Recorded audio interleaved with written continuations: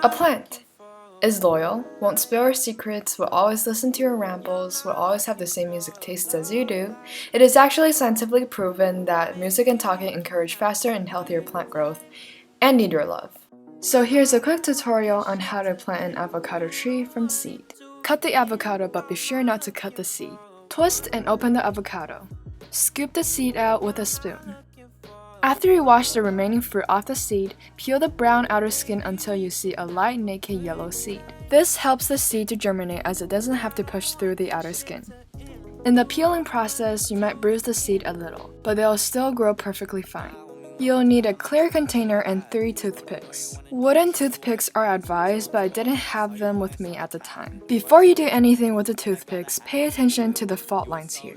There are 3 to 2 fault lines per avocado, and it is where the seed splits, so do not pierce the toothpick into any of these fault lines. Align the toothpicks up so they create roughly congruent angles that don't meet the fault lines whatsoever. Pierce the toothpick through the greater area at a downward angle. Place the seed on top of the cup.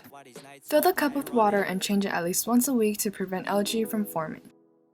I actually grew this avocado tree to more than 30 centimeters tall, and it died because I overwatered it when transplanting. Do not ever overwater because it is easy to water a plant but hard to reverse the step.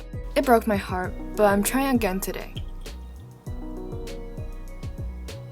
Ultimately, it brings you the miracle you cannot see.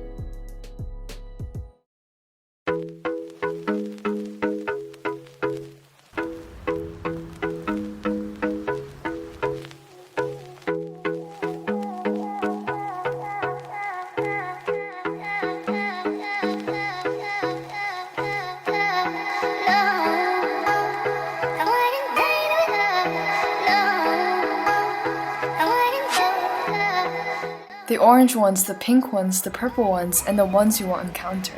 The beauty is in the unknown.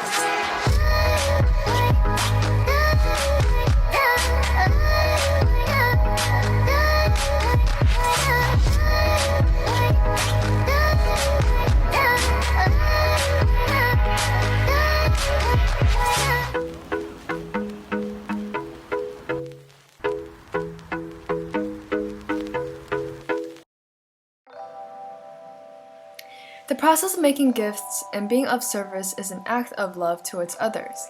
The same goes for ourselves.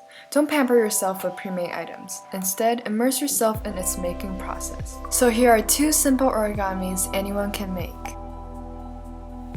First, I am writing some messages, adding a layer of care to what I'm making. To make an origami heart, fold the shorter side up to the longer side. Fold the triangle over and repeat the pattern. Once you've reached the end, fold the other side down as if you are making a paper airplane. Find the gap here and tuck the remaining paper into it. And use a tool if needed. To make it 3D, line up the index finger at the middle and press. The key here is to add pressure to all sides so that the 3D heart will form. Pinch the ends. Lastly, trim the edges to shape a heart. I wrote a quote for the star origami. For demonstration, I am using a blank strip of paper. First, fold the bottom corner of the origami to the top side like so. Rotate.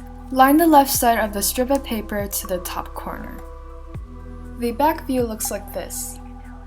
After you flip it to the back side, rotate it again. Now line up the right edge with the top corner.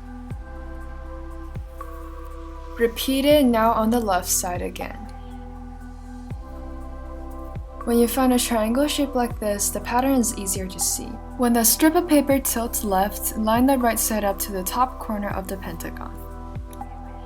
When the strip of paper tilts right, line the left side up to the top corner of the pentagon. The pattern continues. Once you reach the end, tuck the excess into this gap. To turn the pentagon into a star, line 4 fingers up and pinch the origami. Rotate and do the same for the 5th side. And there you go!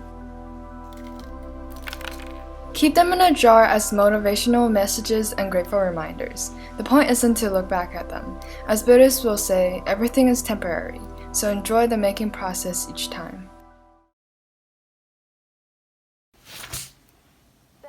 I have, not I am. I have. Because your character traits, neither good or bad, today may not apply tomorrow.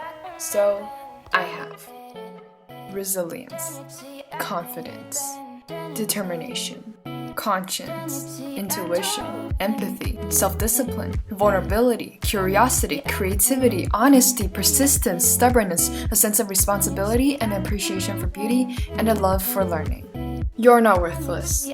These day-to-day traits and values of yours, they sustain the capable, likable person that you are today.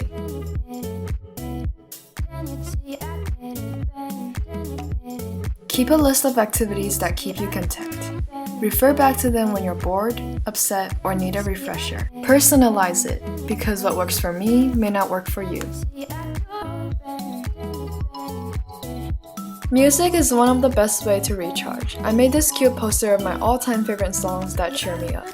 An idea that I really loved was this part where I wrote the letters to estimate the space needed and color the space black, then use a white marker to write the quote. Your heart is the beatbox for the song of your life.